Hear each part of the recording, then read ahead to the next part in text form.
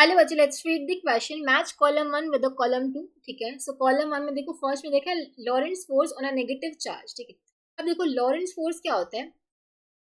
Force due to magnetic field plus में electric field, ये हमारा लॉरेंस फोर्स होता है।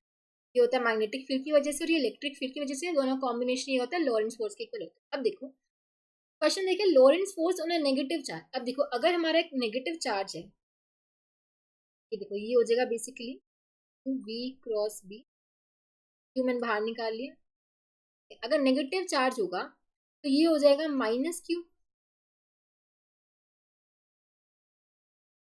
ये पॉजिटिव चार्ज पे तो ये होगा, नेगेटिव चार्ज पे ये हो जाएगा। ठीक है, तो Lorentz force on a negative charge is opposite to that on a positive charge. ठीक है, अगर लॉरेंस फोर्स अगर हम पॉजिटिव चार्ज पे निकालेंगे, बेसिकली ऑपोजिट होगा नेगेटिव चार्ज के, क्योंकि ये क्यू के डायरेक्टली प्रोपोर्शनल है, राइट। अगर आपका नेगेटिव चार्ज होगा तो यहाँ पे माइनस क्यू हो जाएगा, पॉजिटिव चार्ज होगा तो प्लस क्यू होगा, है ना। तो एक दूसरे के क्या आएंगे, ये ऑपोजिट आएंगे। ठीक है, तो हम बोल सकते हैं Lorentz force on a negative charge is opposite to that on a positive charge. हम बोल सकते हैं कि first is matching with R, कि Lorentz force on a negative charge is opposite to that on a positive charge. ठीक है, तो यहाँ पे हम देख सकते हैं क्यू पे डिपेंड कर रहा है, अगर क्यू का दोनों का साइन ऑपोजिट होगा तो फोर्स भी ऑपोजिट आएगा। सेकंड में देखा only a moving charge experience. हमें पता है कि जो मैग्नेटिक फोर्स होता है सिर्फ मूविंग चार्ज पर ही लगता है। ठीक है, तो ये हमें पता है force acting on a charge due to magnetic field क्या होता है, क्यू इंटू में वी क्रॉस वी।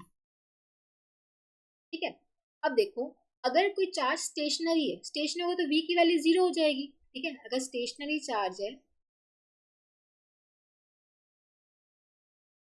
v की वैल्यू जीरो, यानी कि फोर्स, मैग्नेटिक फोर्स की वैल्यू भी जीरो हो जाएगी, तो उस पर मैग्नेटिक फोर्स नहीं लगेगा। लेकिन अगर ये मूविंग चार्ज है, उसी पे ही मैग्नेटिक फोर्स लग सकता है। ठीक है, तो स्टेशनरी चार्ज एक्सपीरियंस नहीं करता फोर्स, हम कहेंगे सेकंड मैच करेगा पी से, only moving charge experience magnetic.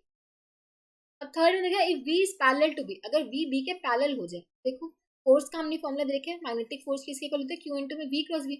अगर v b के पैरेलल हो गया, यानी कि angle between v and b 0 degree हो गया, f क्या होता है, q v b sine theta. इसका मैग्नीट्यूड कैसे लिख सकते हैं हम, q v क्रॉस v का q v b sine theta. अगर v और b के बीच में एंगल 0 डिग्री हो गया, यानी कि मैग्नेटिक फोर्स की वैल्यू जीरो आएगी। ठीक है, तो अगर v b के पैरेलल है, चाहे मूविंग चार्ज पार्टिकल भी हो, लेकिन दोनों के बीच में एंगल 0 डिग्री है, बी और बी के बीच एंगल 0 डिग्री हो, उस केस में भी मैग्नेटिक फोर्स नहीं लगेगा। ठीक है, इफ v इज पैरेलल और anti parallel to b, then magnetic force vanishes. ठीक है, तो ये थर्ड हमारा मैच करेगा क्यू से। ठीक है, तो जरूरी नहीं है कि मूविंग चार्ज होगा तो हमेशा मैग्नेटिक फोर्स लगेगा। अगर moving charge parallel to the magnetic field move कर रहा है, तो उस केस में भी हमारा मैग्नेटिक फोर्स नहीं लगता है। ठीक है, तो ये मैच करेगा क्यू से, कि अगर v पैरेलल टू b है, मैग्नेटिक फोर्स वैनिशेस। ठीक है, तो हमारा मैच करे आर पी क्यू, जो कि हम देख सकते हैं ऑप्शन सी में गिवन है। Option C would be the correct choice.